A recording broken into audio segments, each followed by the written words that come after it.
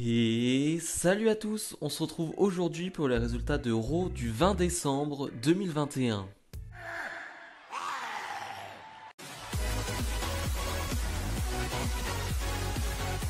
Bobby Lashley est sur le ring avec MVP et forcément MVP va revenir sur ce qui s'est passé la semaine dernière car Bobby Lashley a battu Kevin Owens, a battu Seth Rollins et a battu Big E.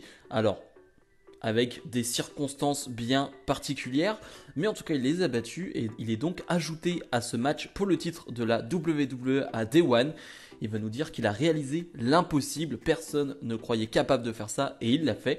Et finalement, ça va pas trop plaire au champion de la WWE Big E qui va dire ouais, très bien, tu m'as battu, mais le Bobby Lashley que je connais, eh ben il est courageux, il est fort, il m'attaque pas, enfin il ne fait pas attaquer, on va dire MVP avec sa canne par derrière. C'est pas du genre de Bobby Lashley. Le Bobby Lashley que je connais, il a beaucoup de sœurs. Ça fait référence à un segment il y a quelques mois, peut-être même maintenant 2 ans, où il y avait les sœurs de Bobby Lashley sur le ring. Enfin, c'était un segment désastreux d'ailleurs, mais c'était un peu marrant que Big E en fasse référence.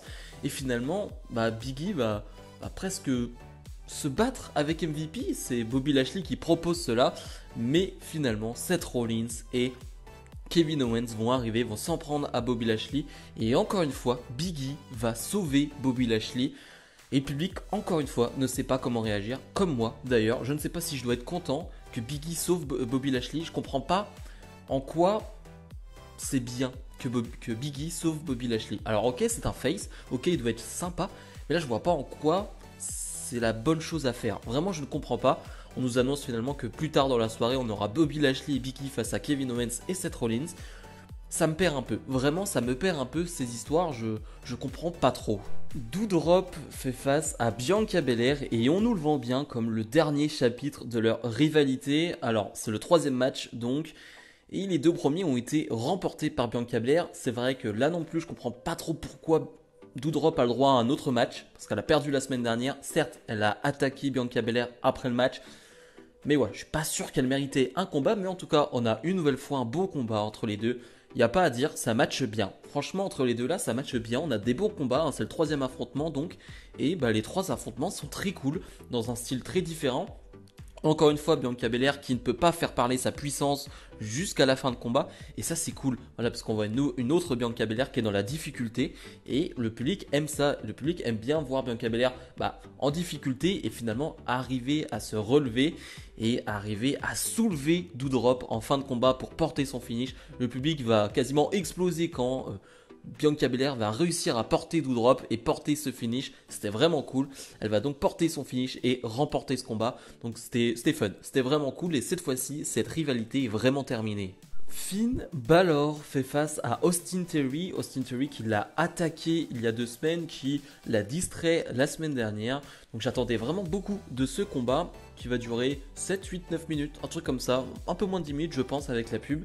Et c'était cool là aussi, enfin du bon catch avec un Austin Theory qu'on voit catcher, oui, parce qu'Austin Theory, ok, son rôle est pas terrible, je trouve pas que c'est la meilleure gimmick avec Vince McMahon, mais par contre, c'est un bon catcheur, ça c'est vrai, c'est un très bon catcheur, et là il le prouve, on a vraiment un beau combat de 6-7 minutes, et ça fait plaisir, il y a une bonne alchimie, il y a un bon rythme surtout, je pense à une prise, à un moment donné, une sorte de Spanish Fly, de Austin Theory, très très fun vraiment ce Spanish Fly, donc ouais, ça fait plaisir et j'aime bien aussi cette fin où finalement à cause de son arrogance, parce qu'il veut faire un selfie en plein match, il va perdre ce combat. C'est cette arrogance qui va lui faire perdre ce combat. Donc victoire de Finn Balor avec son coup de gras.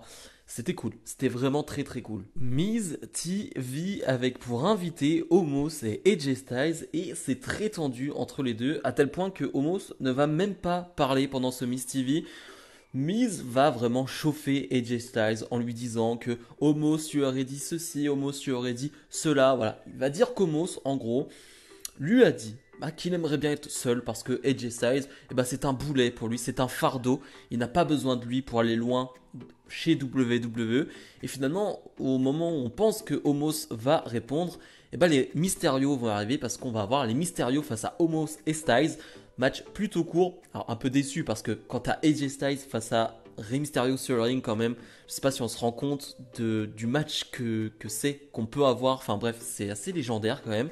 Mais bref, en tout cas, ça ne va pas durer parce que, comme on pouvait s'y attendre, Omos ne va pas vouloir faire le tag. Donc AJ Styles va se retrouver seul, va prendre le tombé. Et finalement, après le combat, Omos va s'en prendre à AJ Styles. Donc Omos et Styles, c'est fini. On s'en doutait aussi. Et Omos va prendre le micro en disant « La prochaine fois qu'on se verra, ce sera sur le ring dans un match. » On peut supposer que ce sera Day One. Je ne sais pas si ça a été officialisé depuis. Toujours pas impressionné par Omos, vraiment, toujours pas. Donc on va attendre de voir, encore une fois, mais pour le moment, ça matche pas trop, ça marche pas trop avec Omos, enfin en tout cas pour moi. Mais je suis content que AJ Styles et Omos ne soient plus ensemble parce qu'on va avoir AJ Styles en solo et ça c'est une très bonne nouvelle. Randy Orton fait face à Gable et c'est 3 minutes de combat, mais bizarrement c'était 3 bonnes minutes parce qu'on a un Gable qui va prendre le dessus techniquement, il va vraiment être très technique, très haut sol et Randy Orton va être dépassé, va être surpassé par cette technique là jusqu'au moment où c'est vraiment ça que j'ai adoré, c'est le moment où Gable en fait trop, il veut trop montrer sa technique, il veut trop en faire et Orton avec l'expérience va esquiver cela et porter directement un RKO, victoire de Orton. Je sais pas ce que vous en avez pensé mais je trouvais que c'était 3 bonnes minutes de combat. Finalement Orton va vouloir porter un RKO sur Otis, il va même l'essayer 3 fois et ça ne va pas fonctionner. Voilà, je trouvais que c'était très court mais très fun. Damian Priest, le champion des États-Unis, fait face à Dolph Ziggler et si Dolph Ziggler le bat, il aura une chance pour le titre la semaine prochaine. Et on sait que quand la WWE met cette stipulation, c'est pas pour rien. Mais bref, parlons du combat, c'était cool, c'est un peu court, mais c'est cool. J'avais aucun doute sur le fait que ce match soit bien parce que Ziggler, dès qu'un catcheur est au niveau, et Ziggler se met au niveau. Ziggler est capable de se mettre au niveau d'un Damian Priest ou qui que ce soit, ce qui fait qu'il est capable d'accompagner un catcheur dans son rythme. Voilà, c'est pas un problème Ziggler, le cardio ou quoi que ce soit, physiquement il est excellent. Donc j'avais aucun doute sur le fait que ce soit bon. Et finalement, comme on pouvait s'en douter, Robert Roode va intervenir. L'arbitre ne va pas le voir et Damian Priest va une nouvelle fois péter un câble. Ces dernières semaines, ça arrive quasiment tout le temps. Va s'en prendre à Robert Roode, mais va finalement se faire décompter à l'extérieur. Donc victoire de Ziggler qui aura le droit à ce rematch pour le titre cette fois-ci. On s'en doutait, la stipulation n'est jamais mise pour rien. Et voilà, c'est un peu particulier. Je sais jamais je comprends pas là non plus ce qu'ils veulent faire avec Damian Priest quand il pète un plomb comme ça, quand il pète un câble. Je comprends pas, mais je trouve toujours aussi cool. Cutting Edge avec pour invité Maryse et on va avoir le droit à un moment assez bizarre, c'est-à-dire que Maryse va vraiment se plaindre de son mari pendant 5-6 minutes et Edge justement va être là, il va pas trop comprendre au début, va même lui montrer du respect et pourtant il n'était pas là pour ça parce que Maryse va dire voilà ça fait 15 ans que je suis avec Miz pardon, j'en peux plus, vous le connaissez maintenant, il est égoïste, il ne pense qu'à lui-même et voilà, vous avez bien vu la semaine dernière, il m'a mis devant Edge pour pas que Edge attaque Miz en fait tout simplement, voilà, il s'est servi de moi comme un objet, voilà, c'est pas vraiment ce que fait un bon mari. Et finalement, Edge qui va dire bon, c'est bon, Maryse, j'y crois absolument pas à ce que tu me racontes. Edge qui tombe pas dans le panneau parce que Maryse, voilà, va avoir des petites larmes, mais Edge, voilà, tombe pas dans le panneau. Il va lui dire je vous connais maintenant, je sais très bien que Miz va arriver à un moment donné, va m'attaquer par derrière, que c'est un plan de vous deux. On vous connaît maintenant. Et finalement, c'est un peu le cas. Miz qui va s'en prendre par derrière à Edge, mais Edge avait tout vu. Et finalement, c'est Maryse qui va donner des claques dans la tête de Edge. Et Edge va prendre le Skull Crushing Finale de Miz. Pas de Beth Phoenix. Je pensais qu'on allait voir Beth Phoenix sur ce segment, sachant que c'est la semaine prochaine. Non, c'est dans deux. Ouais, non, quoique. On va peut-être avoir Beth Phoenix la semaine prochaine à Raw, j'imagine. Et voilà, lors de Day One. Donc on a Miz contre Edge. Bon, c'était pas le plus fou des segments, mais on va dire que cette feud est intéressante, mais pas exceptionnelle. Zelina Vega fait face à Rhea Ripley, pas grand chose à dire sur ce combat, ça dure 3-4 minutes, finalement Rhea Ripley qui montre toute sa puissance et qui va réussir à porter son finish et remporter ce combat. C'est une bonne victoire pour Rhea Ripley qui en manque ces derniers temps, j'espère juste qu'on va arrêter avec les Rhea Ripley, Zelina Vega, Carmella, voilà, qu'on passe à autre chose pour Rhea Ripley, ça pourrait être pas mal. Liv Morgan est sur le ring et Liv Morgan va nous parler et va rediffuser la vidéo justement qui a été diffusé sur les réseaux sociaux où Liv Morgan s'en est pris à Becky Lynch alors que Becky Lynch s'entraînait. Je ne sais plus, je crois qu'on m'a dit que c'était l'académie de Seth Rollins en plus où elle s'entraînait. Mais bref, parlons de cette vidéo parce que tout le monde en a parlé, moi aussi. J'avoue que j'ai aimé. Alors, parlons juste de la production, de la réalisation. C'est une catastrophe. T'as des cuts toutes les secondes et surtout, tu comprends rien à ce qui se passe. T'as Liv Morgan qui arrive de nulle part. Aucun des élèves donc, qui étaient là pour travailler n'a vu Liv Morgan arriver, comme si elle était arrivée comme ça d'un coup, d'un claquement de doigts. Bref, ça n'a aucun sens bien évidemment, c'est mal filmé, tout ça, je suis d'accord. Par contre, l'idée elle-même, d'avoir des segments comme ça, hors Raw, SmackDown, qui sont diffusés sur les réseaux sociaux, ça donne de la hype. C'est ce qu'aiment les gens. Le segment fait plus d'1 million de vues en moins de 24 heures, donc ça veut quand même dire que les gens ont aimé en général, et surtout, ont été intrigués par ce qui se passait. Donc je trouve que c'est une bonne chose. Maintenant, oui, la réalisation est catastrophique. Finalement, on va avoir un segment avec Becky Lynch et Liv Morgan. Pas très intéressant, c'est pas la meilleure des promos. Liv Morgan en promo, c'est pas ça. Et même la promo de Becky Lynch est pas très intéressante. J'ai juste bien aimé à la fin où elle va s'en aller et dire tu m'excuseras, mais j'ai un jet privé à prendre, donc j'en ai un peu rien à faire de ce que tu me racontes. Bref, on attend juste leur match à Day One. Parce que j'ai vraiment hâte de voir ça. Le main event, donc, Big E, le champion WWE, fait équipe avec Bobby Lashley face à Kevin Owens et Seth Rollins. Je rappelle que ces 4-là se retrouveront lors de Day One pour s'affronter. C'était excellent, excellent main event, j'ai trouvé ça trop bien. Il y a un rythme de fou dans la deuxième partie du combat, ça ne s'arrête jamais. Rollins et Owens, t'as l'impression que c'est une équipe depuis des années, ça marche super bien entre les deux. Alors ok, ils s'entendaient très mal il y a quelques semaines, maintenant c'est les meilleurs amis du monde. Ça peut paraître bizarre, mais je trouve que voilà, leur alchimie, leur entente, ça fonctionne trop bien. C'est vraiment cool. Et de l'autre côté aussi, Bobby Lashley qui vraiment est un face dans ce combat. Vraiment, le public va applaudir pour Bobby Lashley, va popper pour Bobby Lashley parce que Bobby Lashley, il est beaucoup mis en avant dans ce combat.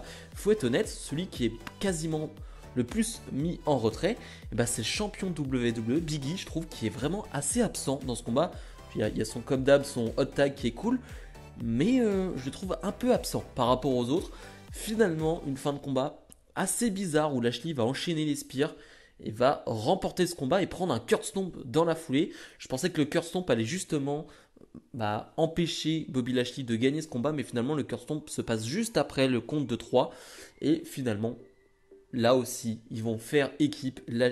Kevin Owens et Seth Rollins vont s'en prendre à Lashley, curse stomp sur les escaliers, possiblement Lashley affaibli pour les prochaines semaines. Et encore une fois, gros câlin de la part de Owens sur Rollins. Donc voilà, les deux se kiffent. Et j'avoue que c'est cool. J'avoue que les deux ensemble comme ça marche super bien. C'est frais, c'est fun. J'aime beaucoup. J'aime vraiment beaucoup ce duo. Bilan de ce Raw. Si on compare à la semaine dernière, c'était bien meilleur. Alors, on n'est pas sur un Raw extraordinaire. On n'est pas sur un Raw exceptionnel. Mais on est sur un bon Raw. Je trouve dans l'ensemble un beau Raw. Pas de choses extraordinaires, encore une fois, mais il y avait du catch. Et quand il y a du catch, je suis quand même très content. Parce que la semaine dernière, il n'y avait rien, c'était le vide quasiment. Et là, c'est bien mieux. Je vais revenir sur 2 points. Déjà, oui, clairement, ils mettent du son pour le public à certains moments du show. Tu l'entends, clairement, tu sens que c'est du son rajouté, tu l'entends, on n'est pas bête, on le sent. Et c'est vraiment nul, c'est vraiment mauvais de faire ça. Deuxièmement, il y a un segment avec Vince McMahon dans son bureau avec Austin Theory, c'est un peu les segments qu'on voit chaque semaine, où Vince McMahon sort une phrase « J'aime virer les gens », voilà, ça me procure beaucoup de plaisir. Ok, alors peut-être que je suis trop premier degré, mais j'avoue que sortir cette phrase en 2021, vu toutes les vagues de licenciements qu'il y a eu, j'avoue que je trouve pas ça très beau, très professionnel, j'en sais rien, mais en tout cas, ça me fait pas rire, moi en tout cas. Peut-être que ça fera rire certains, peut-être que là je suis trop premier degré et trop sérieux sur ce coup, mais j'avoue que les licenciements, j'ai trouvé ça de mauvais goût. Mais bref, ce n'est que mon avis. Comme d'habitude, n'hésitez pas à mettre le petit pouce bleu, à vous abonner, et nous on se retrouve dès demain pour ma review de NXT. Salut